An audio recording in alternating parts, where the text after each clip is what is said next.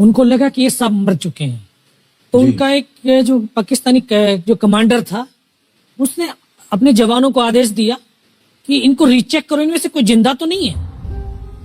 तो उनके पाकिस्तान के 2 सैनिक आए, आकर के हमारे जवानों के शरीर के अंदर गोलियां दागने लगे। तो मैं बेहोश था, लेकिन इतना बेहोश नहीं था कि उनको सुन ना सकूं या देख ना सकूं। तो जो मेरे सामने वाले साथी को जो सीने में आकर 4-4, 5-5 जो राउंड के ब्रस्ट मारे, डेड बॉडी ऐसे उछलती थी ऊपर की तरफ, सामने वाले को मारा, बगल वाले को मारा, मैं भी इस तरह से ऐसे पड़ा हुआ था। उसने फर्स्ट में यहाँ पर ब्रस्ट मारा, फिर मेरे पैर में 2 जगह पे मारा।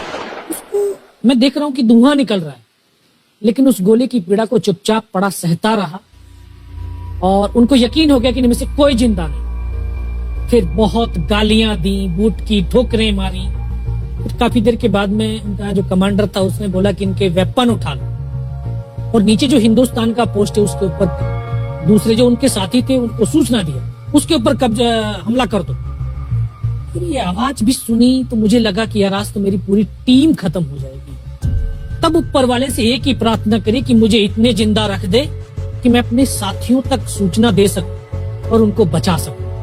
और ये सत्य है कि अगर निस्वार्थ भाव और सच्ची श्रद्धा से उस परम पिता परमेश्वर को याद करते हैं तो शक्ति जरूर साथ देती है। दोबारा से उसके साथी आए, पाकिस्तान के सैनिक आए और हमारे जवानों के शरीर के अंदर गोलियां दागने लगे। उन्होंने फिर उसी रोटेशन से गोली मारी, फिर भी मेरी बाजू में, पैर में गोली मारी।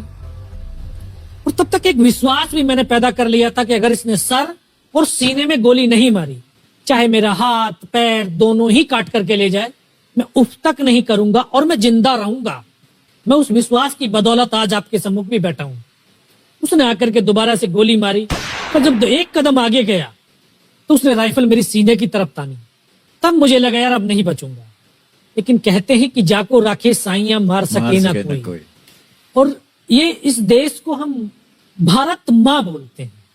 जब तो बच्चे थे एहसास नहीं था, आज पता चलता है इसको माँ क्यों बोलते हैं, क्योंकि ये भारत माँ जैसा दायित्व और कर्तव्य का निर्वाह भी करती है। ये अपने बेटों की वीरता, शौर्य और पराक्रम को कभी दफन नहीं होने देती है। वाह क्या बात। तो शायद इस माँ भारती ने मुझे चुना होगा कि उसके बेटों ने जो शौर्य, वीरता और पराक्रम दिखाया उसको दुनिया तक पहुंचा सकूं। जब उसने गोली चलाई तो यहाँ पर पर्स में 5-5 रुपए के कुछ सिक्के भी थे। जब गोली जाकर के सिक्कों पे टकराई तो मुझे भी आभास हुआ कि तो मर गया हूं। पाकिस्तान का दूसरा सैनिक आया, उसने आकर के मेरा AK-47 उठाया और वापस मुड़ा तो उसका पैर मेरे पैर से टकराया हो।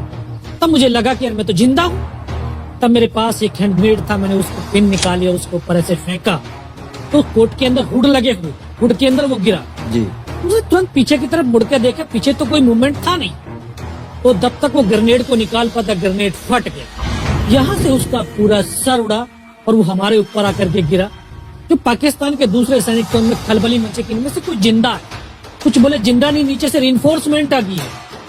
तो उनमें खलबली मची। मेरा पास वही एक मौका था, मैंने दोनों हाथों से उसकी राइफल को उठाने की कोशिश करी, ये हाथ हिला नहीं।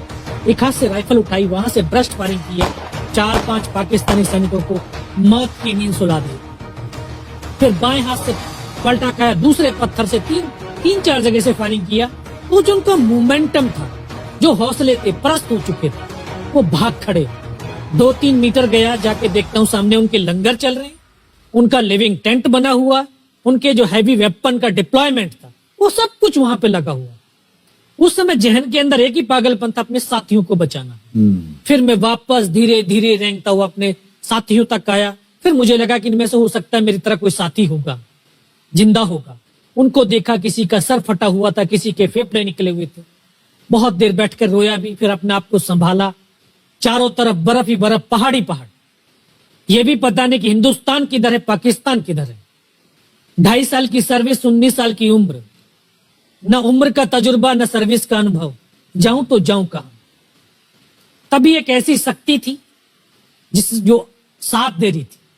जब इसी शक्ति का आवाज हुआ, उसकी आवाज का आभास हुआ कि बेटा इस नाले से नीचे लुढ़क जा, मैं बहुत 500 मीटर लगभग नीचे रोल करता हुआ आया और अपने साथियों जो नहीं चढ़ पा रहे थे दुश्मन की भारी फायरिंग की वजह से, वहां तक पहुंचा। फिर उन्होंने मुझे पकड़ा, वो फर्स्ट एड दिया। फिर वहां से जो हमारे कमांडिंग ऑफिसर थे कर्नल कुशाल चंद ठाकुर, फिर उनको सूचना दिया। तो ये लगभग 1:30-2 बजे का समय था। वहां से फिर कमांडिंग ऑफिसर तक मुझे ले जाया गया। फर्स्ट एड तो हुआ, लेकिन ब्लड इतना निकल चुका था कि दिखाई देना बिल्कुल बंद हो गया था। जब उनके पास पहुंचा तो उन्होंने बोला, बेटा मेरे को पहचानता मैं कौन हूं? बस अब आवाज सुनाई दे रही है। बोला, मैं तेरा commanding officer colonel Kushal Chand Thakur. मैं, जय हिंद साहब, बहुत तेज सर्दी लग रही है। तो उनका जो लिविंग टेंट था उसमें के अंदर लेटाया, 3-4 स्टॉप जलवाए, थोड़ी सी गर्मी महसूस हुई। बाकी साहब थोड़ा सा पानी पिला दो। बोला ठीक है, पानी पिलाते हैं। तभी डॉक्टर साहब आए गए, उन्होंने ग्लूकोज की बोतल पिलाई, थोड़ी सी एनर्जी महसूस हुई। उन्होंने बोला, बेटा कुछ बता सकता हूँ? कहा सब बता सकते हैं।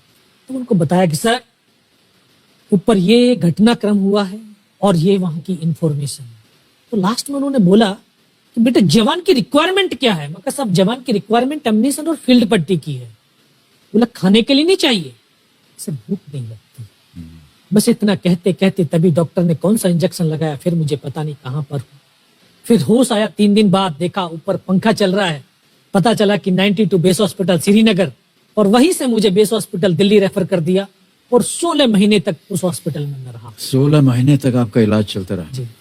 और वहीं पर हॉस्पिटल में ही मुझे पता चला कि 15 अगस्त 1999 को जब ये परमवीर चक्र का जो अनाउंसमेंट हुआ तो वो वहां पर ही मुझे पता चला। क्या है सर?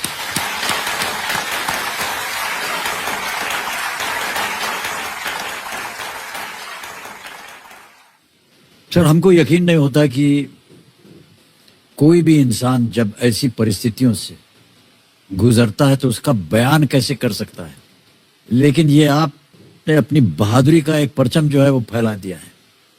15-15 गोलियां आपने खाई हुई अपने शरीर में और सोच रहे हैं आप केवल देश के बारे में, सर देशभक्ति के बारे में। सैनिक के लिए सैनिक इंपॉर्टेंट नहीं है, उसका राष्ट्र इंपॉर्टेंट है। वो रहे ना रहे लेकिन उसका राष्ट्र रहना चाहिए। क्या बात है, वाह वाह। न केवल आपने इतना बड़ा योगदान दिया बल्कि आपके जैसे कह रहे थे कि आपके बहुत से अच्छे मित्र जो थे, जो आपके साथ टीम में थे, वो भी शहीद हो गए।